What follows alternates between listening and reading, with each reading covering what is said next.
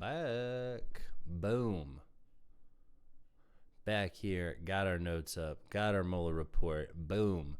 Hopping right back into it. No reason for delay. We got our notes here on the right, and we will pull things that we think are important. Pull them right down here, and then we'll be going over that document when we finish at the end. 125 of the PDF, 117 of the document. Pushing right ahead with this next part. Conduct of the meeting. Whoa, not a hot start to the reading portion of the stream, but hopefully we'll do better. Trump Jr., Manafort, and Kushner participated on the Trump side, while Kavelets, Semachornov, Akhmetshin, and Goldstone attended with Veselnetskia. Bunch of Russian names. Not a fan. I feel like if the Trump supporters could read, they would read this stuff and they'd be upset with how many Russian names there are as well. If I am, I'm sure they would be. The office spoke to every participant except Veselnetskia and Trump Jr., the latter of whom declined to be voluntarily interviewed by the office, heavily redacted. The meeting lasted approximately 20 minutes, redacted. Goldstone recalled that Trump Jr. invited Veselnetskia to begin but did not say anything about the subject of the meeting. Participants agreed that Veselnetskia stated that the Ziff brothers had broken Russian laws and had donated their profits to the DNC or the Clinton campaign. She asserted that the Ziff brothers had engaged in tax evasion and money laundering in both the United States and Russia. Redacted. According to Akhmetshin, Trump Jr. asked follow-up questions about how the alleged payments could be tied specifically to the Clinton campaign, but Veselnetskia indicated that she could not trace the money once it entered the United States. Kevaldz, who gives a shit, similarly recalled that Trump Jr. asked what they have on Clinton, and Kushner became aggravated and asked, "What are we doing here?" End quote. Or, quote, "What are we doing here?" End quote.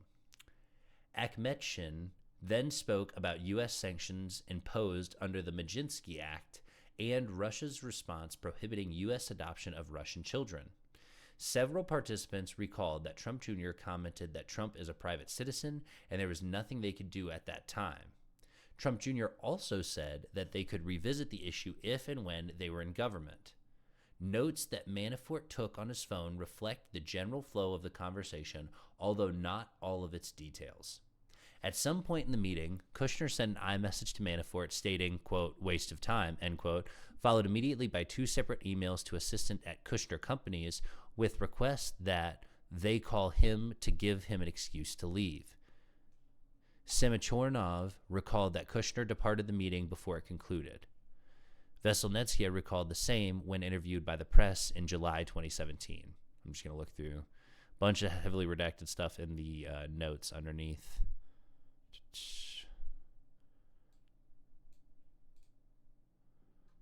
Manafort's notes it has listed here.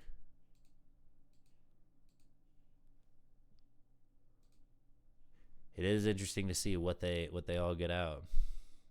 All the details. Moving on. Veselnetskia's press interviews and written statements to Congress differ materially from other accounts. In a July 2017 press interview, Veselnetskia claimed that she has no connection to the Russian government and had not referred to any derogatory information concerning the Clinton campaign when she met with the Trump campaign officials. Excuse me, I'm sneezing a lot today. I don't know why. Veselnetskia's November 2017 written submission to the State Judiciary Committee stated that the purpose of the June 9th meeting was not to connect, quote, the Trump campaign, end quote, but rather to have, was not to connect with, quote, the Trump campaign, end quote, but rather to have, quote, a private meeting with Donald Trump Jr., a friend of my good acquaintance's son, on the matter of assisting me and my colleagues in informing the Congress members as to the criminal nature of manipulation and interference with the legislative activities of the U.S. Congress, end quote. In other words, Veselnetskia claimed her focus was on Congress and not the campaign.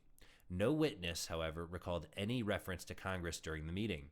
Veselnetskia also maintained that she, quote, attended the meeting as a lawyer of Denis Ketsev, end quote, the previously mentioned owner of Prevision Holdings, but she did not, quote, introduce herself in this capacity, end quote. In a July 2017 television interview, Trump Jr. stated that while he had no way to gauge the reliability, credibility, or accuracy of what Goldstone had stated was the purpose of the meeting, if, quote, someone has information on our opponent, maybe this is something I should hear them out. Maybe this is something I should hear them out, end quote. Trump Jr. further stated in September 2017 congressional testimony that he thought he should, quote, listen to what Rob and his colleagues had to say, end quote. Depending on what, if any, information was provided, Trump Jr. stated that he could then, quote, consult with counsel to make an informed decision as to whether to give it any further consideration, end quote. Isn't it dope? Once you're rich, you can just have a lawyer and then you just consort them on all your fucking crimes. After the June 9th meeting concluded, Goldstone apologized to Trump Jr. According to Goldstone, he told Trump Jr., redacted, and told Eamon Agalarov in a phone call that the meeting was about adoption, end quote, redacted. Aris Agalarov and Kavaladze to report in after the meeting, but before Kavaladze, who gives a shit, could call, Aris Agalarov called him. With Veselnitskaya next to him, Kavaladze reported that the meeting had gone well, but he later told Aris Agalarov that the meeting about the Maginski Act had been a waste of time because it was not with lawyers and they were, quote, preaching to the wrong crowd, end quote. Part C, post-June 9th events. Veselnitskaya and Aris Agalarov made at least 2 unsuccessful attempts after the election to meet with Trump representatives to convey similar information about Browder and the Maginski Act. On November 23, 2016, Kavaladze emailed Goldstone about setting up another meeting, quote, with T people, end quote, and sent a document bearing allegations similar to those conveyed on June 9th. Kavaladze followed up with Goldstone stating that, quote, Mr. A, end quote, which Goldstone understood to mean Aris Agalarov, called to ask about the meeting. Goldstone emailed the document to Rona Graf saying that, quote, Aris Agalarov has asked me to pass on this document in the hope it can be passed on this document in the hope it can be passed on to the appropriate team. What the fuck? If needed, a lawyer representing the case is in New York currently and happy to meet with any member of his transition team, end quote. According to Goldstone, around January 2017, Kavaladze contacted him again to set up another meeting, but Goldstone did not make the request. The investigation did not identify evidence that the transition team following up. Participants in the June 9, 2016 meeting began receiving inquiries from attorneys representing the Trump Organization starting in approximately June 2017. On approximately June 2, 2017, Goldstone spoke with Alan Garten. Sorry, all these fucking Russian names got me all messed up. General Counsel of the Trump Organization, and his participation in the June 9th meeting. The same day, Goldstone emailed Veselnitskaya's name to Garten, identifying her as the, quote, woman who was the attorney who spoke at the meeting from Moscow, end quote. Later in June 2017, Goldstone participated in a lengthier call with Garten and Alan Futerfas, outside counsel for the Trump Organization, and subsequently personal counsel for Trump Jr. On June 27, 2017, Goldstone emailed Eamon Agalarov with the subject, quote, Trump attorneys, end quote, and stated that he was, quote, interviewed by attorneys, end quote, about the June 9th meeting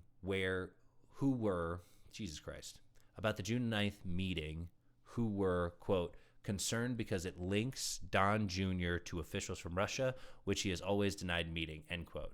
Goldstone stressed that he, quote, did say at the time this was an awful idea and a terrible meeting, end quote. Eamon Agalarov sent a screenshot of the message to Kavaladze. The June 9th meeting became public in July 2017. In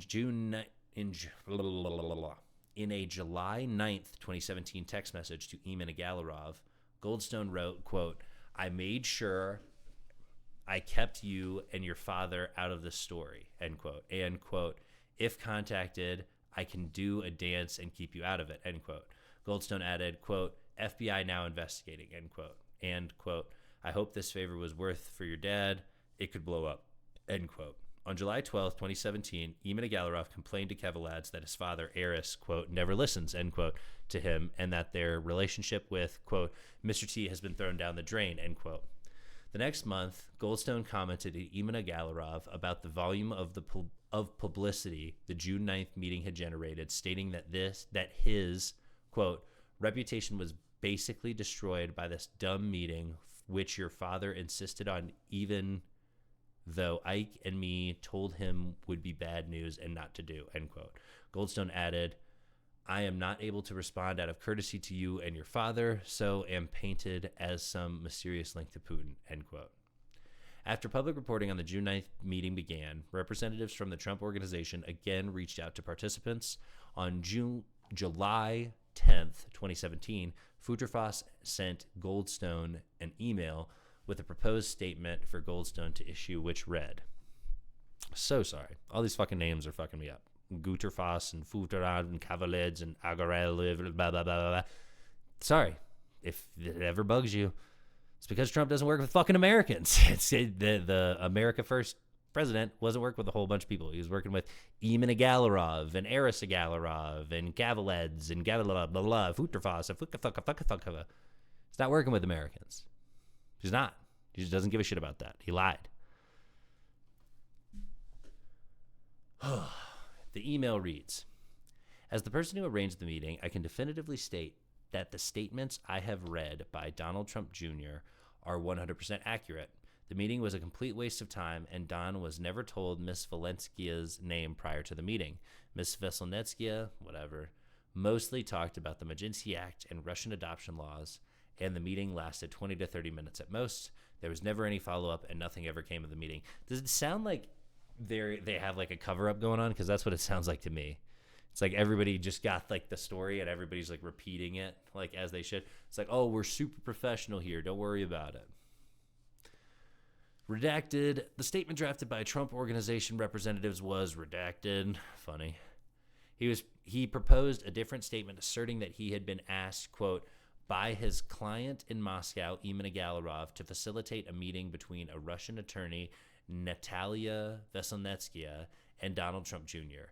The lawyer had apparently stated that she had some information regarding funding to the DNC from Russia, which she believed Mr. Trump Jr. might find interesting, end quote. Goldstone never released either statement. On the Russian end, there were also communications about what participants should say about the June 9th meeting. Specifically, the organization that hired Samachornov, an anti-Maginski Act group controlled by Veselnitskaya and owner of Previzin, offered to pay $90,000 of Samachornov's legal fees. At Veselnitskaya's request, the organization sent Samachornov a transcript of Veselnitskaya press interview, and Samachornov understood that the organization would pay his legal fees only if he made statements consistent with Veselnitskaya's. Samachornov declined, telling the office that he did not want to perjure himself. The individual who conveyed Veselnitskaya's request to Samachornov stated that he did not expressly condition payment on following Veselnitskaya's answers, but in hindsight recognized that by sending the transcript, Samachornov could have interpreted the offer of assistance to be conditioned on his not contradicting Veselnitskaya's account. Volume 2, Section 2 discusses interactions between President Trump, Trump Jr., and others in June and July 2017 regarding the June 9th meeting. Wow. Part 6, events at the Republican National Convention. We're just chugging right along here. Who knows? Part whatever. Not major part, because it looks like it's broken up into even more. Yeah, we got a lot. But it'll be good to get to this Paul Manafort part. I'm interested to see. The Paul Manafort stuff is going to be super interesting. Especially because Manafort is one of the ones that got a pardon after this. So if you're ever wondering why... That is something that got me when people started freaking out about and not to say that the Biden pardons were like the coolest thing in the world, but just for the people who got super upset about the Biden pardons, I thought it was super disingenuous because we've seen awful pardons from Trump very recently, like the Manafort, the Roger Stone. These pardons are terrible. The one that we just went over, the Joe guy. I'll look him up after here. I'm just running out of space in in my head. But there are a lot of terrible pardons that came before that, and then people acted like Biden threw a couple around, and it was the worst thing you'd ever seen. It was very fake outrage, which I guess that's their whole thing, is just shameless everything. But it doesn't make it any less disgusting to look at. 6. Events at the Republican National Convention. Trump campaign officials met with the Russian ambassador Sergei Kislyak during the week of the Republican National Convention. The evidence indicates that those interactions were brief and non-substantive. During platform committee meetings immediately before the convention, J.D. Gordon, a senior campaign advisor on policy and national security, diluted a proposed amendment to the Republican Party platform expressing support for providing, quote, lethal, end quote, assistance to Ukraine in response to Russian aggression. Gordon requested that platform committee personnel revise the proposed amendment to state that only, quote, appropriate, end quote, assistance be provided to Ukraine. The original sponsor of the, quote, lethal, end quote, assistance amendment stated that Gordon told her, the sponsor, that he was on the phone with candidate Trump in connection with his request to dilute the language. Gordon denied making that statement to the sponsor, although he acknowledged it was possible he mentioned having previously spoken to the candidate about the subject matter. The investigation did not establish that Gordon spoke to or was directed by the candidate to make that proposal. Gordon said that he sought the change because he believed the proposed language was inconsistent with Trump's position on Ukraine. Yeah, bullshit. More not in line with his position on Russia of suck their part A of section 6 of section whatever we're on. Ambassador Kislyak's encounters with Senator Sessions and J.D. Gordon the week of the RNC. In July 2016, Senator Sessions and Gordon spoke at the Global Partners in Diplomacy event, a conference co-sponsored by the State Department and the Heritage Foundation held in Cleveland, Ohio, the same week as the Republican National Convention, RNC, or, quote, convention, end quote. Approximately 80 foreign ambassadors to the United States, including Kislyak, were invited to the conference. On July 20th, 2016, Gordon and Sessions delivered their speeches at the conference. In his speech, Gordon stated, in pertinent part, that the United States should have better relations with Russia. During Sessions' speech, he took questions from the audience, one of which may have been asked by Kislyak. When the speeches concluded, several ambassadors lined up to greet the speakers. Gordon shook hands with Kislyak and reiterated that he had meant what he said in the speech about improving U.S.-Russia relations. Sessions separately spoke with between 6 and 12 ambassadors, including Kislyak. Although Sessions stated during interviews with the office that he had no specific recollection of what he discussed with Kislyak, he believed the two spoke for only a few minutes and that they would have exchanged pleasantries and said some things about U.S.-Russia relations. Later that evening, Gordon attended a reception as part of the conference. Gordon ran into Kislyak as the two prepared plates of food, and they decided to sit at the same table to eat. They were joined at the table by the ambassadors from Azerbaijan and Kazakhstan, and by Trump campaign advisor Carter Page. As they ate, Gordon and Kislyak talked for what Gordon estimated to have been 3 to 5 minutes, during which Gordon mentioned that he meant what he said in his speech about improving U.S.-Russian relations. Subsection part whatever B. Changed the Republican Party platform. In preparation for the 2016 convention, foreign policy advisors to the Trump campaign working with the Republican National Committee reviewed the 2012 convention's foreign policy platform to identify divergence between the earlier platform and candidate Trump's positions. The campaign team discussed toning down language from the 2012 platform that identified Russia as the country's number one threat, given the candidate's belief that there needed to be better U.S.-Russia relations.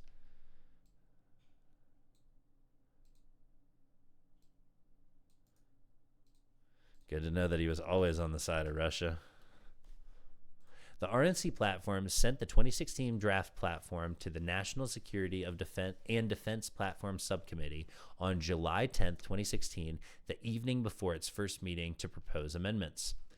Although only delegates could participate in formal discussions and vote on the platform, the Trump campaign could request changes, and members of the Trump campaign attended committee meetings. John Mashburn, the campaign's policy director, helped oversee the campaign's involvement in the platform committee meetings. He told the office that he directed campaign staff at the convention, including J.D. Gordon, to take a hands-off approach and only to challenge platform planks if they directly contradicted Trump's wishes. On July 11, 2016, Delegate Diana Denman submitted a proposed platform amendment that included provision of armed support for Ukraine. The amendment described Russia's, quote, ongoing military aggression, end quote, in Ukraine and announced, quote, support, end quote, for, quote, maintaining and, if warranted, increasing sanctions against Russia until Ukraine's sovereignty and territorial integrity are fully restored, end quote, and for, quote, providing lethal defensive weapons to Ukraine's armed forces and greater coordination with NATO on defense planning, end quote. Gordon reviewed the proposed platform changes, including Denman's. Gordon stated that he flagged this amendment because of Trump's stated position on Ukraine, which Gordon personally heard the candidates say at the March 31st foreign policy meeting, namely that the Europeans should take primary responsibility for any assistance to Ukraine, that there should be improved U.S.-Russia relations, and that he did not want to start World War III over that region. What would you start it over? Like, what a stupid fucking thing to say. Nobody wants to start it over any region, you fucking dipshit. Gordon told the office that Trump's statements on the campaign trail following the March meeting underscored those positions to the point where Gordon felt obliged to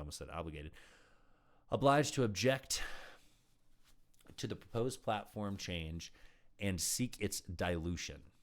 On July 11, 2016, at a meeting of the National Security and Defense Platform Subcommittee, Denman offered her amendment. Gordon and another campaign staffer, Matt Mueller, approached the committee co-chair and asked him to table the amendment for further discussion. Gordon's concern with the amendment was the language about providing, quote, lethal defensive weapons to Ukraine, end quote. Miller did not have any independent basis to believe that this language contradicted Trump's views and relied on Gordon's recollection of the candidate's views. According to Denman, she spoke with Gordon and Matt Miller, and they told her that they had to clear the language and that Gordon was, quote, talking to New York, end quote. Denman told others that she was asked by the two Trump campaign staffers to strike, quote, lethal defense weapons, end quote, from the proposal, but that she refused. Denman recalled Gordon saying that he was on the phone with candidate Trump, but she was skeptical whether that was true. Gordon denied having told Denman that he was on the phone with Trump, although he acknowledged it was possible that he mentioned he had previously spoken to the candidate about the subject matter, so they just lied there, most likely.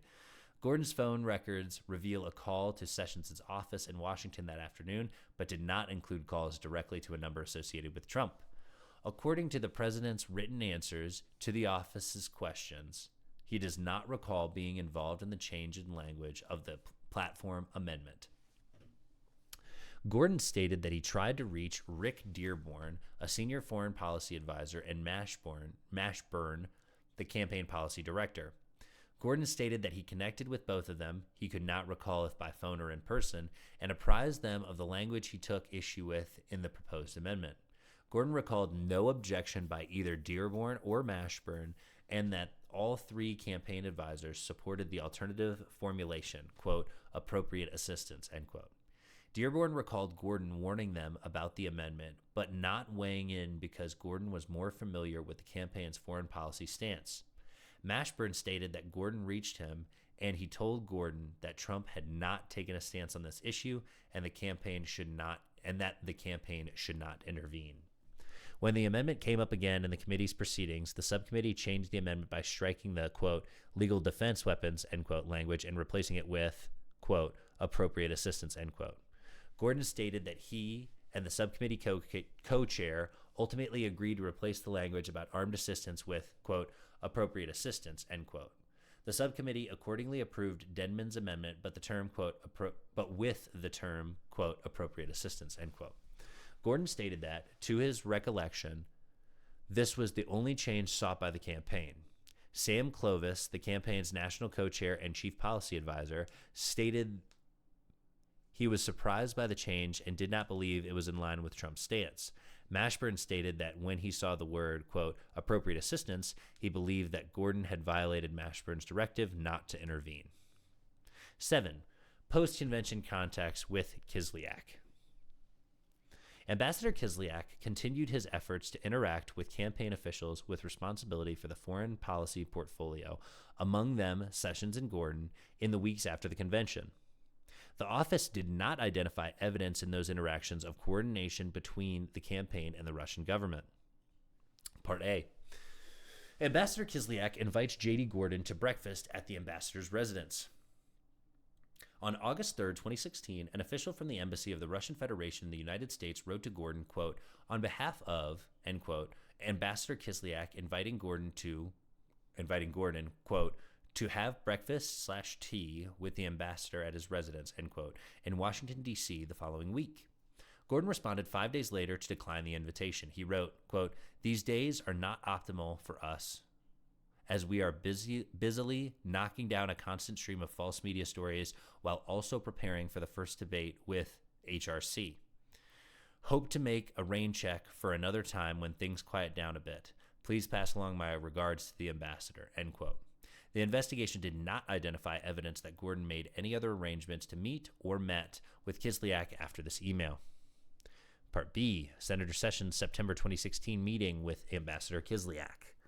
Also in August 2016, a representative of the Russian embassy contacted Sessions' Senate office about setting up a meeting with Kislyak. At the time, Sessions was a member of the Senate Foreign Relations Committee and would meet with foreign officials in that capacity. But Sessions' staff reported, and Sessions himself acknowledged, that meeting requests from ambassadors increased substantially in 2016, as Sessions assumed a prominent role in the Trump campaign, and his name was mentioned for potential cabinet-level positions in a future Trump administration. On September 8, 2016, Sessions met with Kislyak in his Senate office. Sessions said that he believed he was doing the campaign a service by meeting with foreign ambassadors, including Kislyak. He was accompanied in the meeting by at least 2 of his Senate staff, Sandra Luff, his legislative director, and Pete Landrum, who handled military affairs. The meeting lasted less than 30 minutes. Sessions voiced concerns about Russia's sale of a missile defense system to Iran, Russian planes buzzing U.S. military assets in the Middle East, and Russian aggression in the emerging democracies such as Ukraine and Moldova. Kislyak offered explanations on these and complained about NATO land forces in former Soviet bloc countries that border Russia. Landrum recalled that Kislyak referred to the presidential campaign as quote, an interesting campaign, end quote. And Sessions also recalled Kislyak saying that the Russian government was receptive to the overtures Trump had laid out during his campaign. None of the attendees, though, remembered any discussion of Russian election interference or any request that Sessions convey information from the Russian government to the Trump campaign. During the meeting, Kislyak invited Sessions to further discuss U.S.-Russia relations with him over a meal at the ambassador's residence. Sessions was non-committal when Kislyak extended the invitation. After the meeting ended, Luff advised Sessions against accepting the one-on-one meeting with Kislyak, whom she assessed to be, quote, old-school KGB guy, end quote. Neither Luff nor Landrum recalled that Sessions followed up on the invitation or made any further effort to dine or meet with Kislyak before the November 2016 election.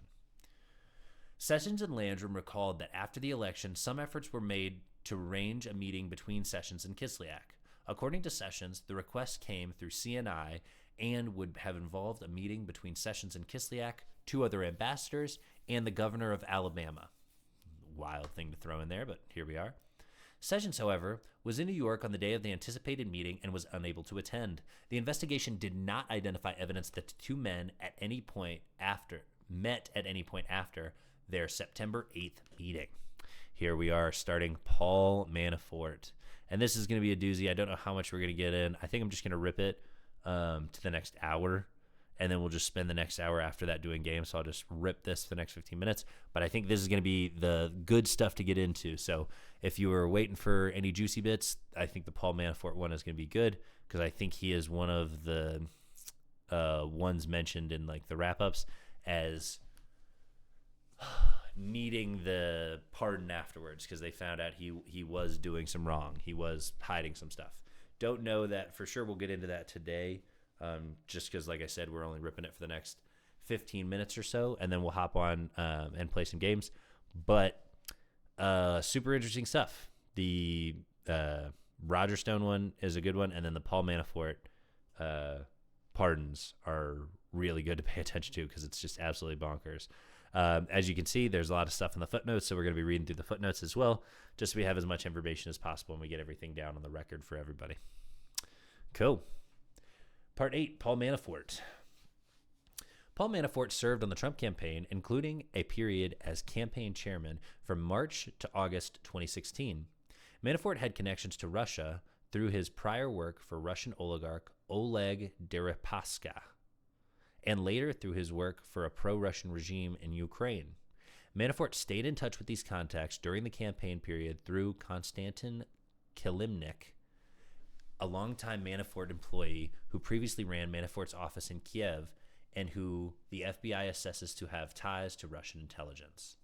Manafort instructed Rick Gates, his deputy on the campaign and longtime employee, to provide Kilimnik with updates on the Trump campaign, including internal polling data, although Manafort claims to not recall that specific instruction.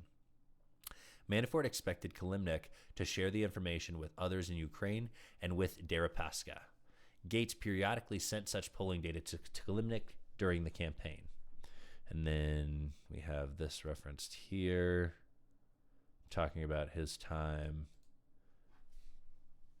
on the Trump campaign.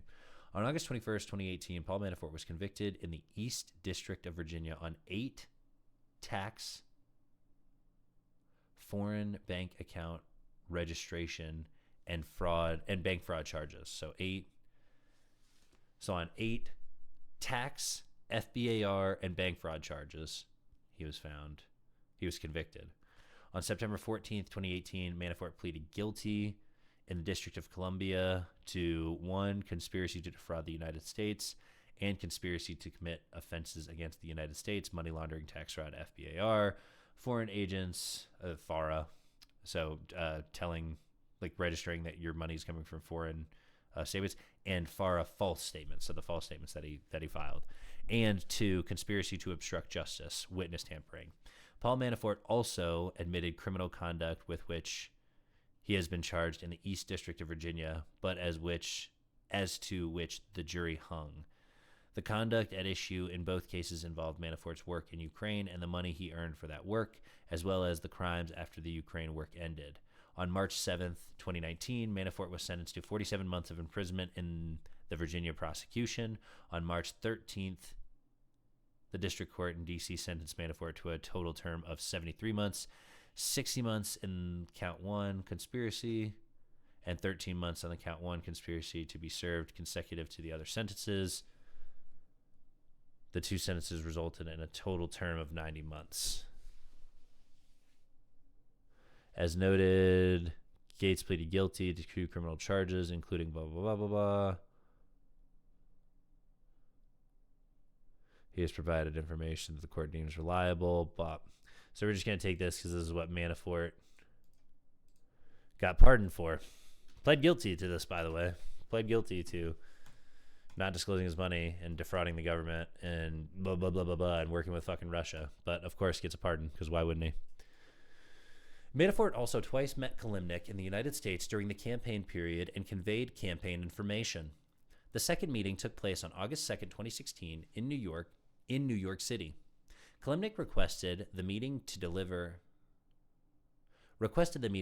in person a message from former Ukrainian President Viktor Yanukovych, who was then living in Russia. The message was about a peace plan for Ukraine that Manafort has since acknowledged was a, quote, backdoor, end quote, means for Russia to control eastern Ukraine.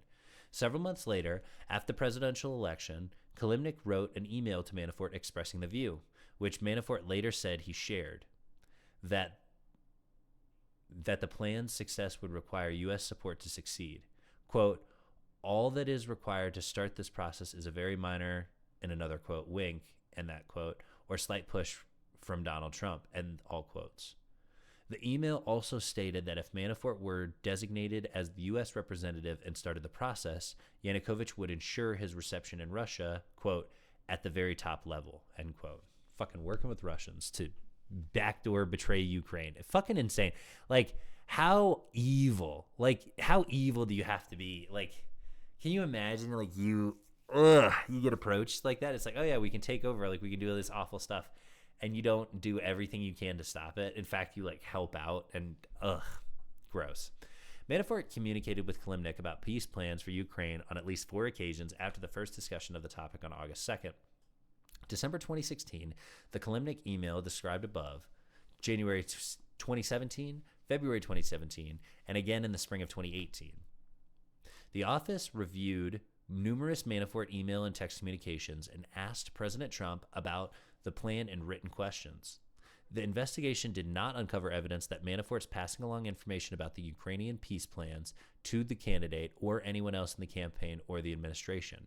The office was not, however, able to gain access to all of Manafort's electronic communications. In some instances, messages were sent using encrypted applications. And while Manafort denied that he spoke to members of the Trump campaign or the new administration about the peace plan, he lied to the office and the grand jury about the peace plan in his meetings with Kilimnik, and his unreliability on the subject was among the reasons that the district judge found that he breached his cooperation agreement. So he's a liar. He's a liar. Never forget, lying. The office could not reliably determine Manafort's purpose in sharing internal polling data with Kilimnik during the campaign period. Manafort, redacted, did not see a downside to sharing campaign information and told Gates that his role in the campaign would be, quote, good for business, end quote, and potentially a way to be made whole for work he previously completed in the Ukraine. The email was drafted in Kilimnik's DMP email account, redacted for investigative technique. These are just the footnotes from the previous page. According to the president's written answers, he does not remember Manafort communicating to him any particular positions that Ukraine or Russia would want the United States to support. Bullshit. Manafort had made several false statements during debriefings. Based on that conduct, the office determined that Manafort had breached his plea agreement and could not be a cooperating witness. The judge presiding in Manafort's D.C. criminal case found a preponderance of evidence that Manafort intentionally made false statements to the FBI, the office, and the grand jury concerning his interactions and communications with Kilimnik and concerning 2 other issues. Although the report refers at times to Manafort's other statements, it does so only when those statements are sufficiently corroborated to be trustworthy to identify issues on which Manafort's untruthful responses may themselves be evidentiary value, or to provide Manafort's explanations for certain events, even when we were unable to determine whether the explanation was credible. So he's a fucking liar. Remember, this is somebody that Trump pardoned, because we look into pardons now. As to Deripaska, Manafort claimed that by sharing campaign information with him, Deripaska might see value in the relationship and resolve a, quote, disagreement, end quote. A reference to one or more outstanding lawsuits. Because of questions about Manafort's credibility and our limited ability to gather evidence on what happened to the polling data after it was sent to Kilimnik, the office could not assess what Kilimnik or others he may have given it to did with it. The office did not identify evidence of a connection between Manafort's sharing polling data and Russia's interference in the election, which had been already reported by U.S. media outlets at the time of the August 2nd meeting. The investigation did not establish that Manafort otherwise coordinated with the Russian government on its election interference efforts. Yeah, because they keep it compartmentalized. So this is what we call compartmentalization. The idea is if you were going to fuck with America, you wouldn't have the fuck with America group. You would have the American propaganda group, and you'd have the American businessman group, and you'd have the American political allies group, and you'd have all these separate ones, and they wouldn't talk to each other, and they'd be their own separate compartments, so that if any one of them gets trapped, not all of them are trapped. So yes, you caught this one thing, but it's not connected to the other thing. We don't have any proof that it's connected to this other thing. It's compartmentalization, and when you're working with fucking Russia, you got to expect it. And I don't blame the investigator here. If there's no evidence of it, you can't, do anything about it. But it's one of those things you wouldn't really expect to see a smoking gun from Russia's side of this. It'll be the individual elements and the fact that people close to Trump were working with this. And then Trump's response to finding this stuff out was just pardoning them. That's what you need to know. Paul Manafort's ties to Russia and Ukraine. This is part A of his part 8 or whatever. Manafort's Russian contacts during the campaign and transition periods stem from his consulting work for Deripaska from approximately 2005 to 2009 and his separate political consulting work in Ukraine from 2005 to 2015, including through his company DMP International LLC, in parentheses DMI. Klimnik worked for Manafort in Kiev during this entire period and continued to communicate with Manafort through at least June 2018. Klimnik, who speaks and writes Ukrainian and Russian, facilitated many of Manafort's communications with Deripaska and Ukrainian oligarchs. I think that's going to be a good one to break on because I think it'll just give us a good one. There's a ton more to go through with Manafort, so we'll pick it up next time. But I just want to highlight here. So this is somebody who was working, had some shady business deals in Ukraine while connected to the president. Sound like anybody that you know that MAGA fucking hates? Doesn't that sound like Hunter Biden? Doesn't it sound like so much should have happened to, a person who is doing this? If we're to believe the maggot outrage that it's the worst thing in the world for things like this to happen, to work in a foreign government and, he was just over there, like, what's going on with Burisma? Okay, you say what's going on with Burisma. I say what's going on over here. Like, how is this DMP International and him taking foreign money and them finding it? I know they'll just say it's a witch hunt and it's blah, blah, blah, Russia, Russia, Russia, like it's nothing. But this is your Hunter Biden, like, smoking thing. Like, this is Trump Jr. was in the meetings beforehand and then tried to deny it. And then you have Manafort actually committing crimes to hide his money while working with Russians. And then Trump's response to it is a direct and immediate pardon. I don't understand how this is in any way better than Hunter Biden. In fact, it's much worse. And the fact that you have this selective outrage by it is one of the signs that you're in a cult. If you ever wonder if you're in a cult, you definitely are. If you can't see how one of these things is much worse than the other, and you are much more upset about the lesser of the two things, the